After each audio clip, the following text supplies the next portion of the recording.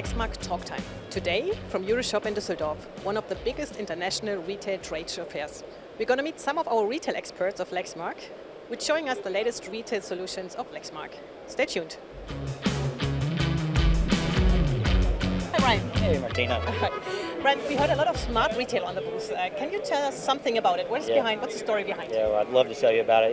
This is our Lexmark Smart Retail solution, where we're allowing retailers to understand in real time what's going on in and around their store, allowing them to act on those insights proactively and swiftly, and engage with their customers in new and interesting ways. We've got a couple demonstrations here I'll show you to kind of illustrate some of the stuff we're talking about. So here we have an inventory issues to help the retailers understand what's happening in their store. Here we have a nice full end cap on the image. So Martina, if we remove 2 items from the shelf, you can see our system automatically recognizes in real time what's happening. We're in now a low stock event, and we can notify store associates or store management that this is occurring so they can take care of it before it's a customer issue. And here, if you step back just a second, one of the things we can also do is understand the people that are in your store in real time. So supplementing that historical buying behavior data with real-time data to open up new windows to conduct business. So if we knew that your store had a particular higher demographic of males or females or of a certain age group, would that change your in-store digital marketing strategy?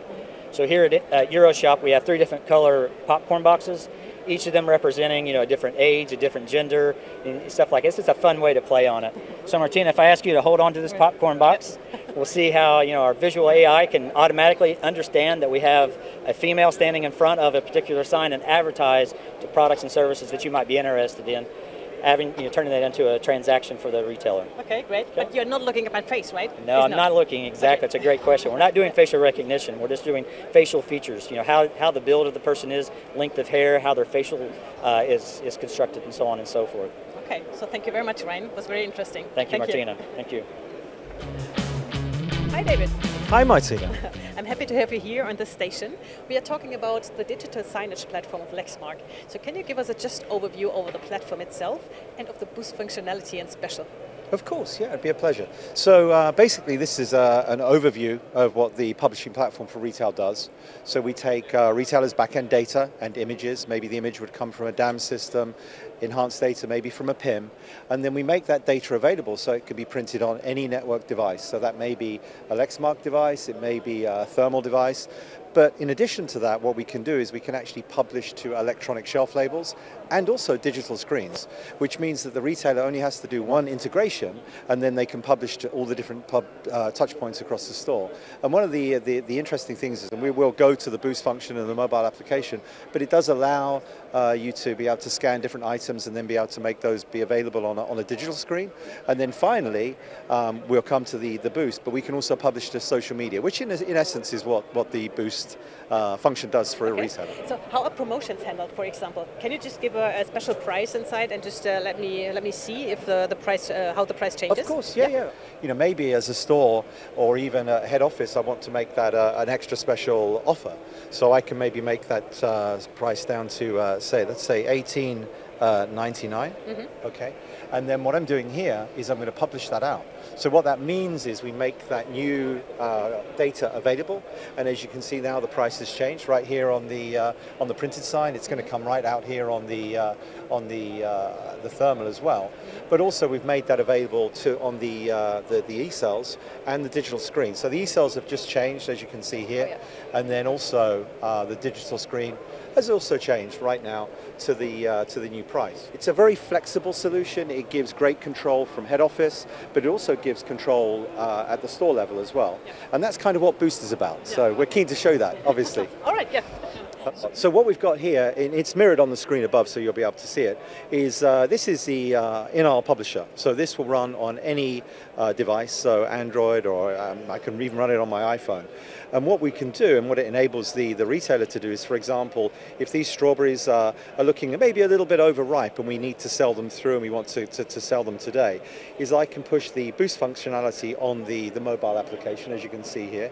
I'm going to select a single item sign and I'm going to scan the barcode on the product.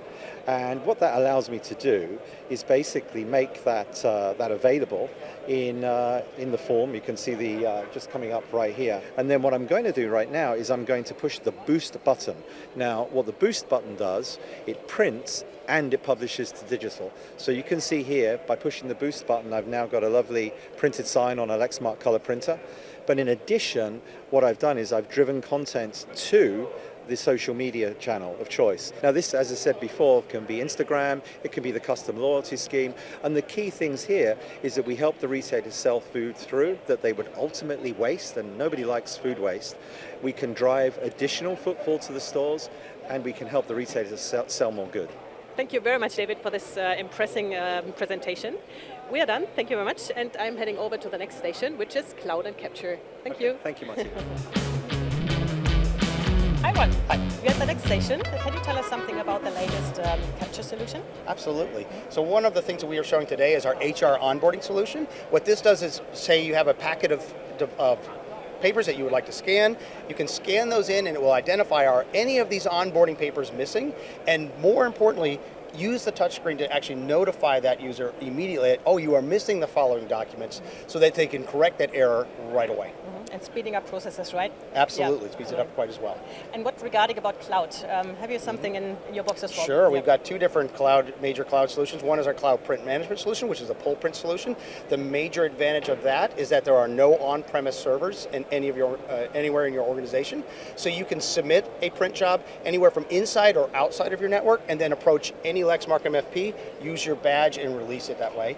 The second thing that we offer under Lexmark Cloud Services is our Cloud Capture and Cloud Connector, which allows you to scan to a cloud account, let's say OneDrive, from your Lexmark MFP. Or if you don't want to use our cloud services for that, we also have a Cloud Connector, which is a standalone solution, allows you to create a local account on your MFP and either print or scan to your cloud accounts like OneDrive or Box or Google. Mm-hmm. Okay, very interesting, Ron. Thank you very much for your time. We are heading over to the next station. Thank you. Hi, Bob. Hello, Martina. I end up at a very special station, and I heard something about a very special printer, which is the 8.5 million pages printer. Can you tell us something about the history of this machine? We'd be happy to. This machine was in a very harsh environment. It was a central fill pharmacy, and in about 5 years' time, it has printed 8.5 million pages. Wow. The lifetime page count average for a laser printer is around 1.2. So you can see the way we build our machines are very rugged and very durable. And that's why they last in these very harsh environments. Yeah. I think the other thing that sets Lexmark apart is the ability to print on lots of different type of hard media. It could be integrated media where you have a pharmacy script at the top and labels on the bottom of the same document. It could be a packing list and a shipping label on the same document. It could be vinyl signage. It could be narrow media. We built our machines to print on these type medias versus a lot of our competitors that don't have that. Yeah. So that's what's made us very successful. Yeah, of course, absolutely. My last question, Bob, is what would have happened if this machine would have had a steel frame inside? I think it'd still be printing. The reason we went to steel frames is over the life of a laser printer, all the heating cycles, that plastic hardened resin frame, although it's lasted years and years and 8.5 million pages, would last even longer because of the steel frame. Steel doesn't go anywhere through the life of the program. It doesn't bend, so it'll stay there. So we're expecting the newer brother of this to last even longer. Absolutely. Thank you very much, Bob. You're very welcome. So finally, standing next to the rugged steel frame, which lasts 7 years plus. Isn't this sustainable? And that was it from the EuroShop. Thank you very much for joining us. Stay safe. See you soon. Bye.